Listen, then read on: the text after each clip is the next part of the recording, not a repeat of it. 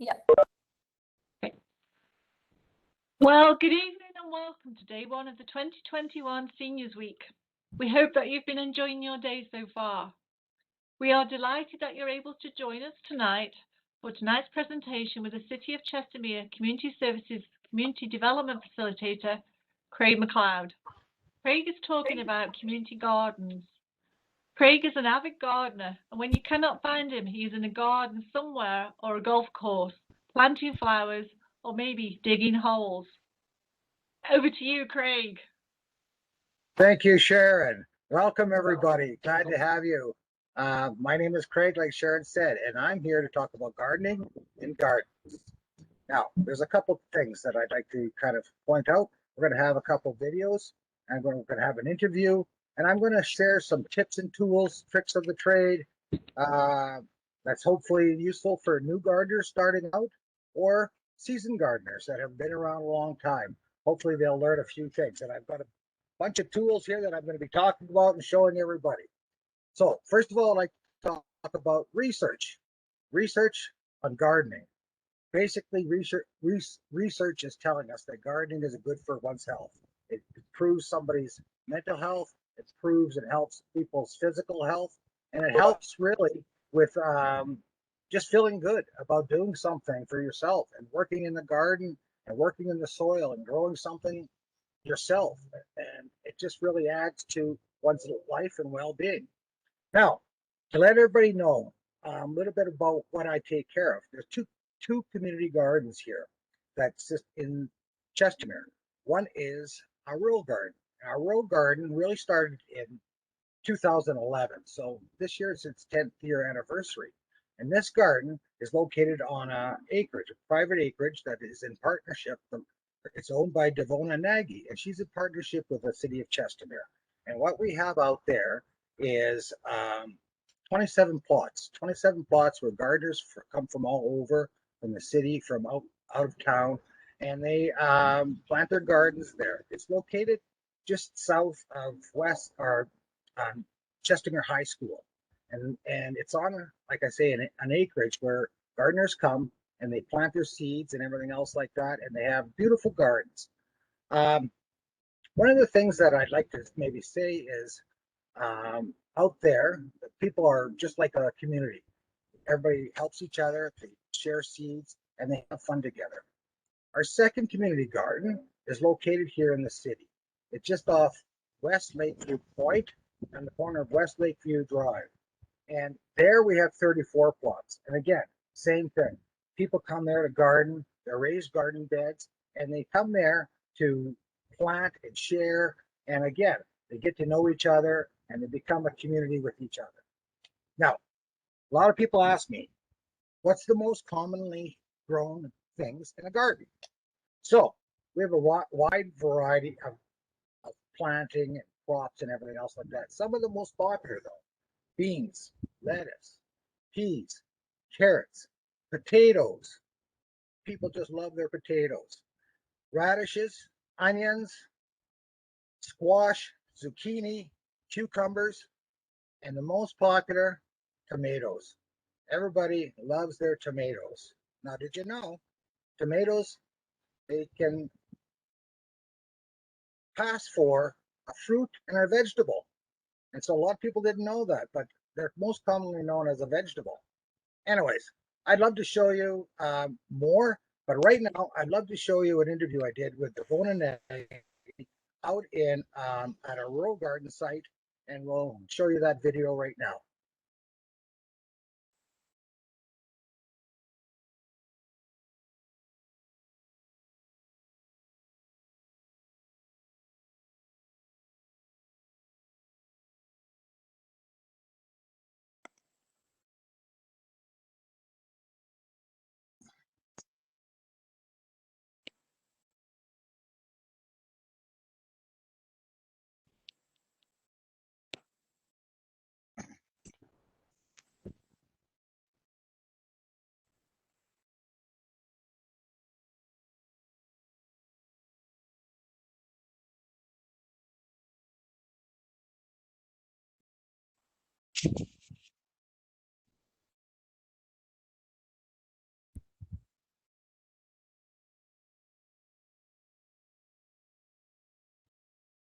1 second. Sorry, everyone. I just realized the audio is not on.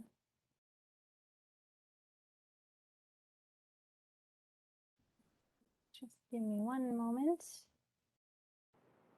Okay, let's try that again. Nagy, the homeowner of the land where the Royal Garden is. Devona, welcome today. Thank you. Glad you are here. Anyways, so we're in Devona's greenhouse. Devona, tell me a little bit about what you have going. Well, we have tomatoes and peppers and other things. I believe it's good for all of us. Yeah. What do you think about gardening? What? Well, this is the 10th year for us. I believe we all give back. And even sunflowers seem coming in here. And you have different types of tomatoes, I understand. Oh, I like the ox heart better. It's a big, thin skin, very fleshy tomato. And I have the old tomato, and I buy some from local. I believe we support our own people. And what, for the gardeners that come out here, what are the most popular kind of bushes and crops that they grow Well, I here? think they plant multiple different kinds, lots of potatoes and all kinds of veggies for themselves for the winter. And it's 10 years, so we're going to celebrate this year, I hope. And a lot of the gardeners have been out for a long time. The food bank also has plots out here as well. Oh, what a plus for them. And, you know, we have the same people working the food bank for years. Jason's done it since day one. Well, thank you. You have a lovely greenhouse here at Devona. And maybe we'll just watch you do some of your little tidying up, what you usually do with your plants. Well, all I'm doing is taking some of the leaves off down below. You know, that's all I do. You prune the leaves and just... Well, I don't want them. I've done these ones, but I just take all those. It takes all the energy out of the plant. I was a city folk, and before I moved here, now I'm here 46 years, and I enjoy it. Yes. Well, you have a lovely place, lovely garden, lovely greenhouse, and you're a real green thumb. I'm going to learn lots from you. I don't know, but it's good for all. It's good for all. We all work together, and we have lots of fun. Well, And that's most important. Thanks, Devona. You're welcome.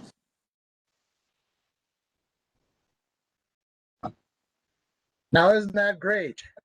It was out of the rural garden site with Devona Nagy showing us her beautiful greenhouse where she grows tons and tons of tomatoes and all different kinds of tomatoes.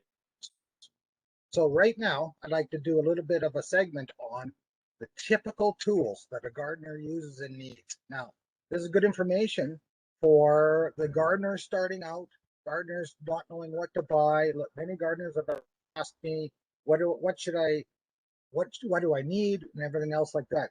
Usually people talk about maybe 5 essential kind of tools. I think there's much more than that. So let's just start with, what does a gardener first of all need? Garden gloves. Garden gloves are the #1 thing that people have to start using. And I see all the gardeners sometimes, they have different types of gloves, something that pulls weeds and something that just is something nice where they can wear just to dig in the dirt. But garden gloves is an essential thing to get. Okay, next thing I'll show you. Garden trowels. These are great garden trowels. Bigger one to scoop out things. This one has a serrated edge. It's good for cutting twine. It's good for cutting into roots system. And it's just something that's good to, first of all, dig in the dirt. Another important tool. Garden knife. Very important. A strong garden knife. People use this to cut out weeds sometimes, to cut their twine, cut their garden bags of soil. It's very handy. A lot of gardeners love their garden knife, and this comes in handy. Another small tool is the garden claw. This is something that I use. You work up the dirt. You work up areas around plants. You can dig out weeds with that, and it becomes really handy because it's small, it's versatile, and something that people use a lot of time. Okay, bigger tools.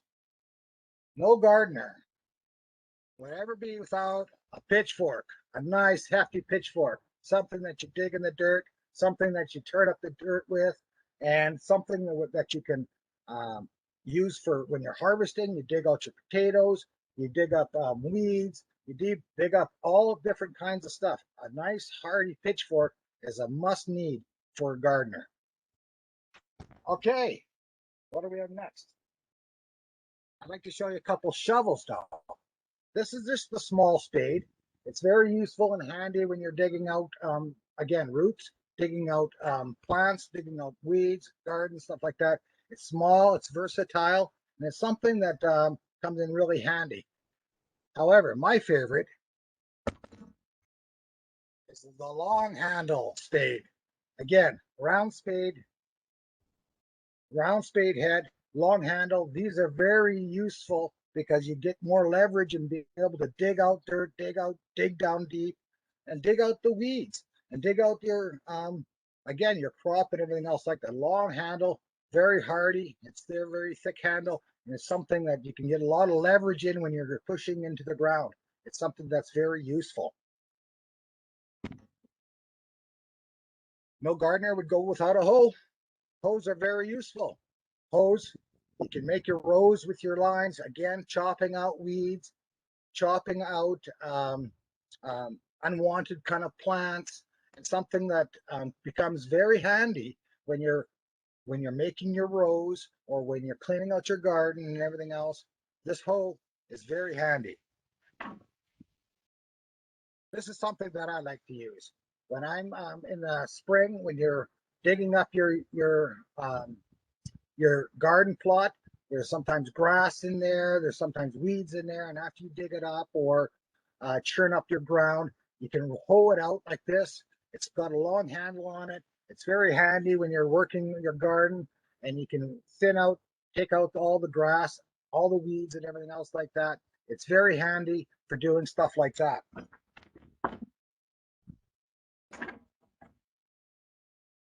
Square-headed spade or shovel. Those two are spades, and those have rounded edges on them. And this is a square head. Now, this comes in handy. It's very heavy. It's something where if you're shoveling gravel, or if you're putting something around your garden, or something where you need big, heavy loads and stuff like that, that the spade wouldn't work so well, these square-headed shovels are very useful. And all the shovels, I'll show you on a smaller one.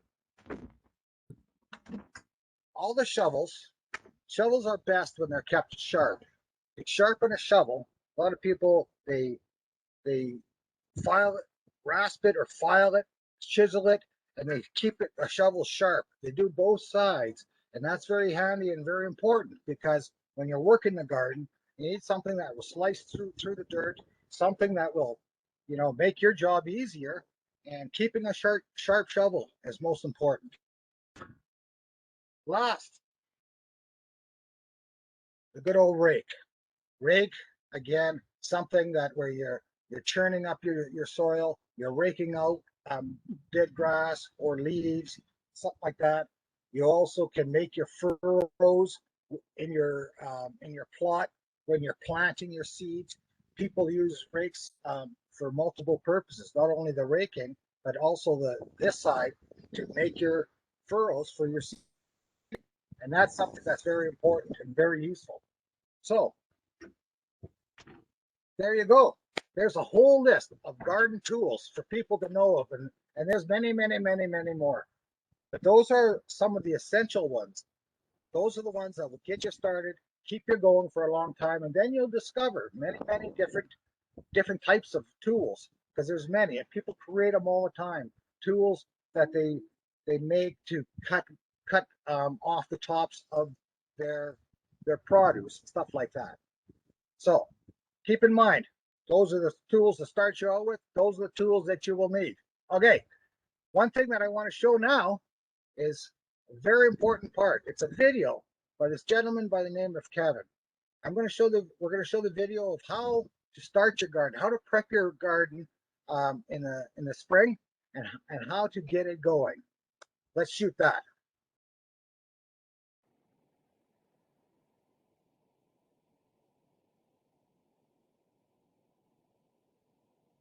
to prepare your garden for that transition from spring to summer to give yourself the best shot at having an epic season.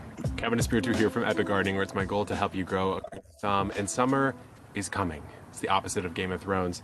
What we're doing here in this video is just talking about three specifically, simple things you can do. And you're looking at the first one right here. So let's cultivate that like button for epic summer harvests, and let's get right into the video. Tip number one is to make extensive use of mulch. Now, mulch is something you should be using all the time in the garden, but it's doubly important in the summer as the temps rise and the sun starts to really beat down on these beds. So I have six beans. These are all bush beans. And then I have an okra and 2 basil. These are all quintessential summer crops. They're gonna love that sun, but if they dry out, they're going to die extremely fast. And mulching does a lot more than that. First of all, this is an organic shredded straw mulch that's pre-cleaned, and so this will break down and eventually add to the soil. So you have that benefit. You have the protection of the soil. The solarization from the sun can actually kill microbes and beneficial bacteria in the first little bit of the soil, so mulching helps protect that. And then just the actual purpose, the purpose we most use it for, is to preserve soil moisture. So make sure you do that. But what you'll notice is I've cleared a little bit out from each of these areas.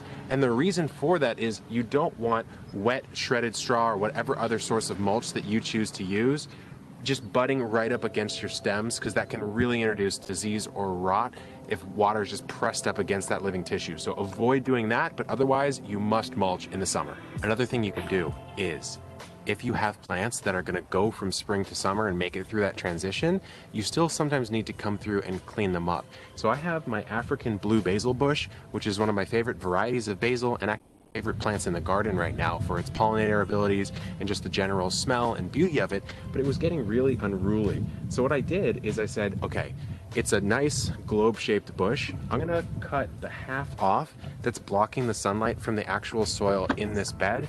The other half on this side over here is going to remain. And I actually have another plant over there in my herb bed that's doing the exact same thing to the other herbs. It's shading them out. So I'm gonna show you how I cut it back right now.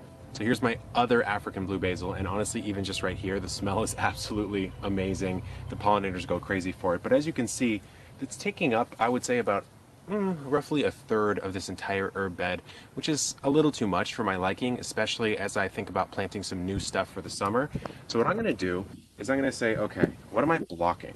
Well, I'm blocking what's growing down here, and in fact, this might have been a smart call because I put cilantro down here, and the cilantro is actually thriving as we move into summer. That's something that usually doesn't do that good in summer, but for that reason, I'm actually going to keep this section here. And that's just an on-the-fly decision that I just made. Sometimes you have to think about that in the garden, right? Cilantro has a hard time in the heat. This is providing a little bit of that heat pressure. Taking it off, let's leave it. So what I'll do is I'm going to come and just clean up this section right here. But I still want to let room for growth. And so if you follow my basil pruning video, you'll know how I do it, but I'm just going to go through the motions right here. So I'll admit, it does look a little weird, but remember, this all grows back. It's a perennializable basil and just keeps coming back. But what we've done is we've freed up some space for our lemongrass, which was getting probably a bit too shaded out.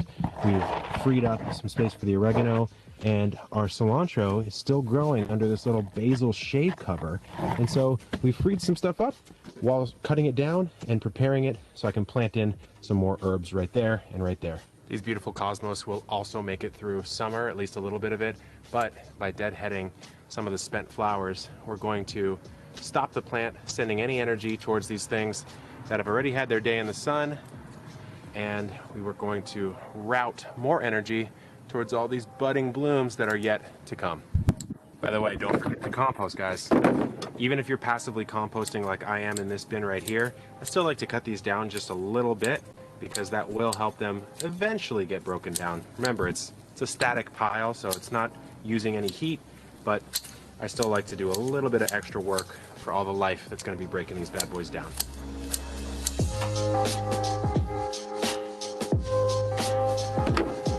Don't be upset about that basil, by the way. It's more of an ornamental basil. The flavor, especially once flowered, is not that great, so it's better served in the compost than in the kitchen. Our final tip number 3, to prepare your garden for summer, is to prepare your beds for summer. And this would follow for containers or in-ground if that's the method that you choose. Now, in this example, I still have some stuff hanging around. I've got some yellow bush beans, I have some parsley, and I have one, you can't really see it, but it's a tiny little head of radicchio hanging out back there. So I'm gonna let these hang on for a little bit. But if I was to change this bed out, what I would do is I would come through and I would cut at the soil surface. I'd cut stems off at the soil surface or cut the head of radicchio off, whatever the case may be, but I would generally leave the roots in. Now, if you're in a container and you have this big root ball, I might actually remove the root ball and just replenish the soil like I did in a very recent video of mine that you can check out. But in a raised bed, you would much rather just let the roots sit, let that soil life start to break it down, especially in the case of beans, because remember, they're in the legume family, they're nitrogen fixers, and those roots eventually will release that nitrogen that they have fixed. So that's what I would do. Then I would level the soil surface out. I'd give it a nice water. I'd throw maybe I don't know, half an inch of compost or so. At this point, you can also mulch if you so choose. And in a perfect world, you would start planting. You'd already have seeds, you'd get them in the ground, and then you'd have your summer crop off and ready to go. The quicker you can turn a bed around, the more you're producing in your garden. It's more cycles, right? And so if you're waiting a week, 2 weeks, well, you're kind of wasting time. And so in a perfect world, you're getting in, like, let's say a bed of corn here or a bed of potatoes and peppers, whatever the case may be. That's exactly what I would do to get this ready for summer. So it's one of the most exciting and prolific seasons of the gardening year is upon us. Hope these tips helped you to amplify your gardening this year. And until next time, good luck in the garden and keep on growing.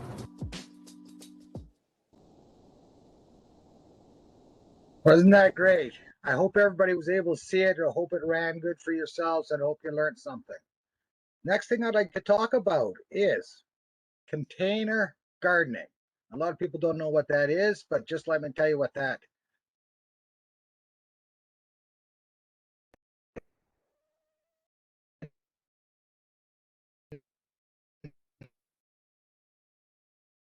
Oh dear. is. Okay, Greg? just bear with us, everyone. We just have a slight technical challenge. Craig, I don't know if you can hear me, but you may need to move into your house. It looks like your Wi-Fi connection is going south.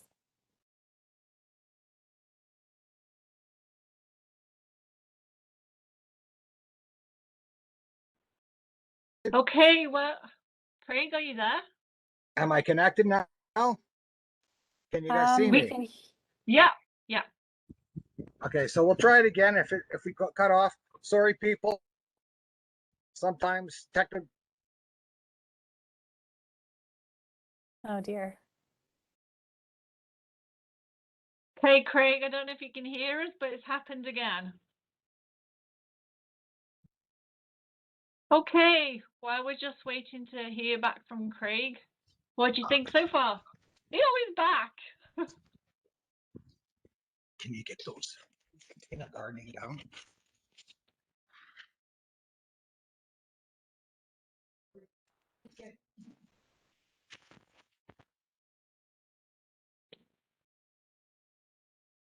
Well, I think Craig will join us again shortly, but I think it's so wonderful that we can grow our own vegetables and fruits this time of year, and container gardening is just amazing. I've converted a couple of containers at home, which I'm using, but I think it's great to be able to show some of these videos that people have made about deadheading and cutting bushes back and different things, because, you know, when it starts taking over your garden and it doesn't give a chance to other vegetables and herbs. So I think it was great.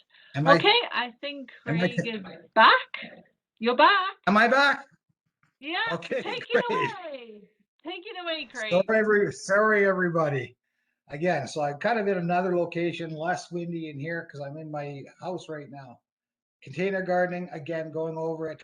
That's when you have limited space, you live in an apartment, or you can't have a place to plant. So first of all, container gardening is picking a pot. A pot is most essential as far as what type of pot it is. First of all, you look at the correct size. A mistake that people make is getting a pot too small for their plant. A 5-gallon pot would fit one tomato plant. However, if you're thinking about more than more than one, like 2 or 3 or something like that, you definitely will need a 10-gallon pot to plant your tomato plant in it, just so it has room to grow, room to kind of spread out, and it just needs that room. The type of pot that you use is also important. The best pot that you could use is a fabric pot. That allows the water to drain through the pot. It allows air to get in the pot, and it just allows the moisture to seep through the pot. The worst thing for the roots of a plant is when the water stays and the roots get kind of drenched and fills up with water. That's bad for the roots. It basically it it drowns the plants and it drowns the roots, and then the root systems go bad. Now, I want to show you. A pot that I have that's a plastic one, and it has holes in it. And I'm just going to grab it for you. I had everything outside.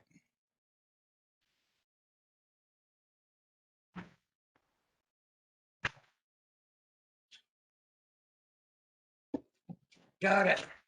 Okay, this is what I'm talking about. A pot container. This is a non-fabric one. This is one that's plastic. These are the ones that would hold the water. So if you have something like this, what you have to do is you have to put holes at the bottom of it so the water seeps through. It's a good idea to put holes all the way around the sides of it as well. Can you all see that? That allows, again, the water to drain and everything else like that. And it will keep your plants healthy. And it's, again, this is a big pot. This is one of the ones that I would say that could fit a couple tomato plants in it. Okay. Another good thing to use with your plants is, again, you feed them with nutrients, soil, fertilizer. And the best fertilizer to use, in my mind, is water soluble. That's the fertilizer that you can mix up with water. You can take your little kind of stirring pot and stuff like that. You put fertilizer in there, water, you mix it up, then you feed your garden and your plants with all that kind of stuff. The other essential thing with gardens and plants are what? Sunlight. Plants need plenty of sunlight. Sunlight to grow. That's the secret of success. Most people say a garden and plants need at least 8 hours of sunlight a day. And so you have to really determine where you put your plot, where you put your garden, and you have to station it someplace where it has sunlight most of the day. If it's in the shade and everything else, you're not going to have a good harvest. You're not going to have plants growing healthy and everything else. Okay. A lot of people ask me about, other than fertilizer and nutrients in the soil, what can they do? Composting is something very popular. People create their own composting bins. They use compost bins outside their home, and that's very important for people to use. One of the things that people use for composting, of course, is all their kitchen or their breakfast kind of materials: banana peels, eggshells, coffee grounds. These are things mixed with soil, and you're turning it around. This creates good composting, and that's one of the secrets that many people rely on to kind of feed their gardens and create their gardens and get them to a healthy state. That brings us to another video. This video, because I'm not a composting expert, but Kevin is, and Kevin wants to talk about 5 mistakes that people make when composting. So let's shoot that video now.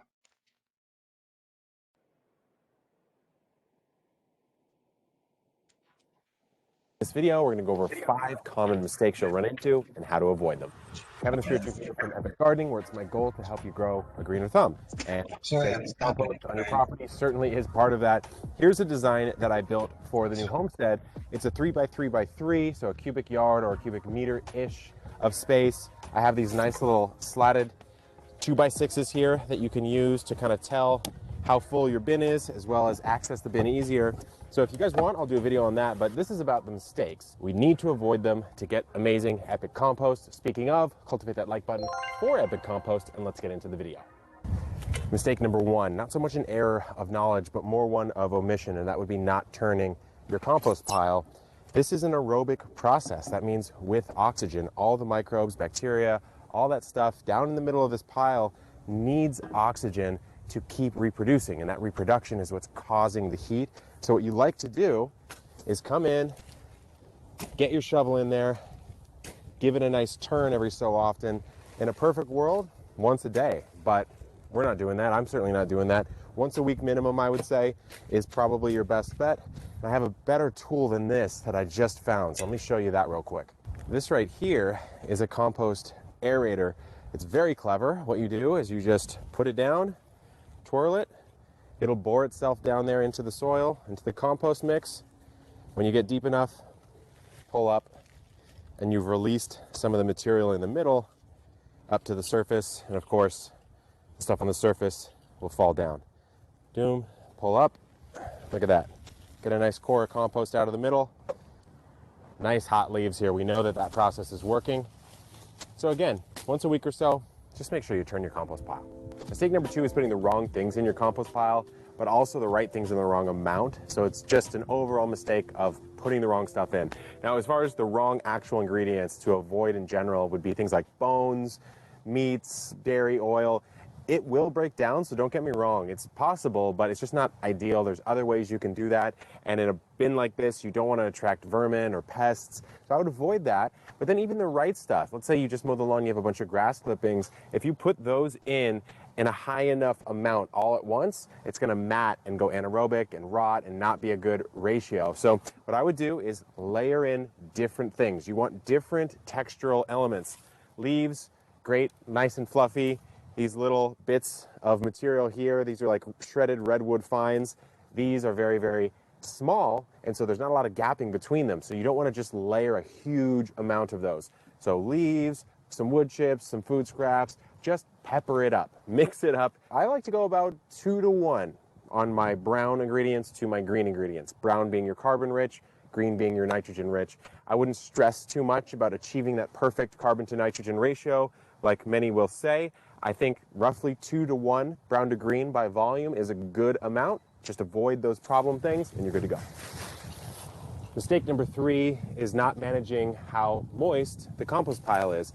It needs to be at that appropriate level. Too dry and all the microbes, bacteria, everything in there is not getting the resource it needs to reproduce, enough water. Too wet, and of course you run into a similar problem where it goes anaerobic, starts to rot and get just really kind of gucky. So what you want to do, what I like to do, is every time I add a new layer of ingredients, I'll just come in, give it a little watering. Every time I turn the pile, I just spruce it up with a little bit of water just to keep it nice and managed. This is a feel thing. You want to get at the consistency of maybe a damp sponge where you can squeeze out maybe 1 or 2 drops at the absolute most. You don't really need much more than that. And that's it. I mean, it's more of a management thing than anything, but you do want to make sure you get your moisture correct. Mistake number 4 is not adding enough material in the first place. So like I mentioned at the beginning of the video, this is 3 by 3 by 3 foot, roughly a cubic yard, a cubic meter-ish, and that's enough. I mean, that's what we need. You need a certain bulk of material for the process to really kickstart, at least in hot composting. Remember, we're speeding up what is the normal decomposition process. Normally, all this stuff would just fall on the ground. Eventually, things like beetles, insects, worms, all of these things would break it down, be a lot slower. In hot composting, you have to force that process to speed up, and one of the ways to do that is get enough volume. What I like to do on mine is I have these slats like I mentioned, and I know that roughly by the 5th slat, that process should kickstart, and so that's how I know. But again, just building the right size bin and filling it up is your best bet. I see a lot of people get a lot of questions saying, oh, why is my compost pile not heating up? And they have a very small amount of compost. Well, there's your answer. The 5th and final mistake I have for you in this video is remembering that what goes in eventually does go out into your garden. So consider that. And what I mean by that is you've got things like weed seeds, you have even your standard vegetables, your tomatoes, your eggplants, your peppers. If you don't get the pile hot enough to render those sterile, they will probably germinate in your bed. So let's say I did a bunch of vegetables in here and leaves and things like that, and then I wanted to prepare a flower bed using some of this compost. Well, I would probably have a ton of either foxtail barley, or I would have some tomatoes and peppers start to germinate in that flower bed. So unless you're bringing your pile up to about 160 degrees Fahrenheit 3-4 times to really kill it out, and you're mixing well, then you might get a little bit of germination, cause yourself a little weeding problem. So just keep that in mind. If you want to avoid that, then of course don't put too much of that into your mix. Composting is one of the most rewarding things you can do. It almost feels like you're an alchemist, where you bring in your food scraps and your garden trimmings and leaves and such, and then magically turn them into something that then grows more for you. So it's fantastic. Hopefully these 5 tips helped you. If you have a mistake of your own that you've either made or you see people make, drop it down in the comments below. I'd love to know it. And until next time, good luck in the garden. Keep on growing.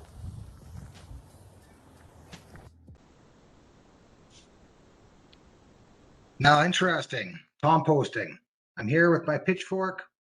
I think that's done my segment. And if there's any questions, by all means, shoot them in the chat or ask them away or whatever the way that's going to happen. And I'll see if I can answer anything. I'll stay available, and we'll just see.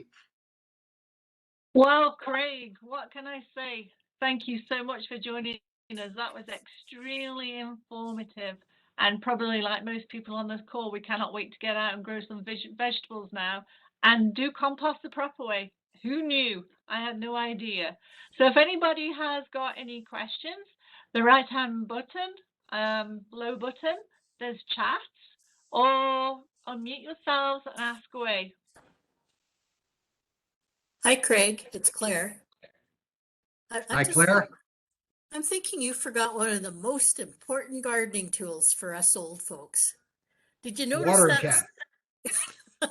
No, that's a good one. Watering can. I was looking at the stool he was using, he was sitting on. Those are really nice when you don't bend as well as you used to. You're absolutely right, Claire. I know I've seen a lot of gardeners out there, and those are kind of, again, it's again a side tool. It's something that people use lots to relax and rest and take a break on and everything else like that. Put your hat on and have something to drink and keep in the shade maybe. But yeah, those are vital kind of instruments to have as well. So thank you, Claire, because that's a very good point. That's a great point. I don't think you need to be a senior or an older, mature person to have one of those, though. Any more questions or any questions for the chat box? I was going to ask, have you ever tried a self-watering container? A self-watering container? I haven't tried those. And so Claire, I'll just, if you don't mind me saying, Claire's one of the gardeners out in our urban garden in the city here, and she's been a gardener for many, many, many years. And so she's well versed and well understanding as far as what gardening needs there are. So self-watering system, no, I haven't tried that, and I don't. Those sometimes are pretty tricky to set up, and then it's always looking at different ways to kind of, and then you have the space, room, and everything else like that. But those again would be something like something where you're using natural resources is something that is important, but it's something that I haven't tried myself. Yeah, a couple of years ago we made some using like the Rubbermaid tubs, only the sturdier ones. And the tomatoes love them. Yeah.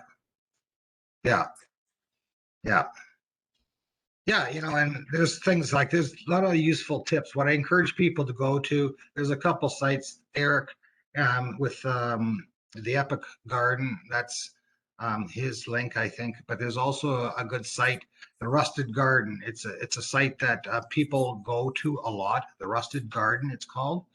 And there's a fellow on there that he talks a lot about, you know, watering tips, when to water, how do you know that you're watering too much, watering mistakes, because that's something, a question that a lot of people have as well, because they don't know, am I watering too much? Am I watering too little? When do I know? How do I check? So those are all, again, there's many, many, many videos out there. Sometimes they are quite lengthy. And it's just kind of looking at what, you know, what kind of interests you, and maybe an area that you'd like to learn about.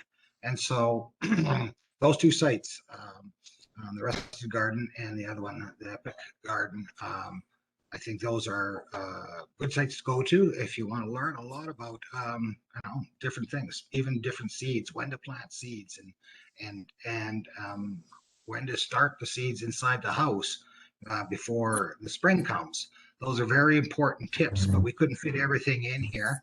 And like I say, a lot of these videos, even though they're informative, they're quite long as well. They could be half an hour to an hour long. So, or, about a lot of them are 16 minutes, maybe 25 minutes. And, but, like I say, you learn a lot. Thank you so That's much, great. Craig. That's great. Some great questions. So, Craig, if anybody wants to start a community garden because they don't have space at home, how did they go about finding out like where they can have one, and who, when did they contact you, and what is the best time to contact you?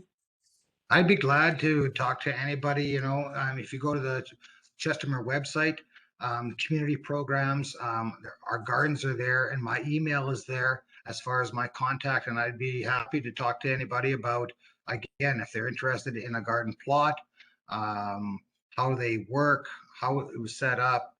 Again, some of these tools that are useful when you're just starting out, anything like that. But you go to the city website, again, community gardens. My email is there, cmcleod@chestermere.ca. And if they contact me, I certainly will be glad to talk to them about anything that they are interested in. Hey, that's absolutely great. Well, thank you so much, Craig, for joining us tonight. Again, it was very informative. I'm going to go home now and go straight in the garden. So thank you. So thanks to everybody who's joined us tonight. I just want to give a couple of reminders out that on Tuesday, the 8th of June, which is day 2, and of course tomorrow, we hope that you can join us for some fantastic cooking demonstrations. The first demonstration will begin at 11 a.m. with Punjabi cooking with special guest Karen Rwanda, a local resident. The recipe is available on chestermere.ca Seniors Week if you wish to cook along. On following that, 12:30, there's a Greek cooking demonstration with special guest Executive Chef George Kliranomos. I'm sorry, George, if I said that wrong, from the Plaka Greek restaurant in Chestermere. And to finish the cooking demonstrations, a Contiendo con las Latinas at 2 p.m. with special guests Olympia Hermosolo, Monica Franco, and Gabriela Galila, who will be cooking chicken tostada with guacamole, apas colombianas, and salsa recipe. Again, that's available on the chestermere.ca if you wish to cook along.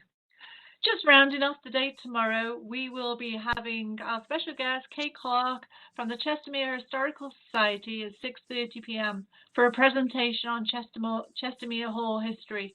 This presentation will be taking place on Zoom. Again, if you go to chestermere.ca Seniors Week, you will see the links.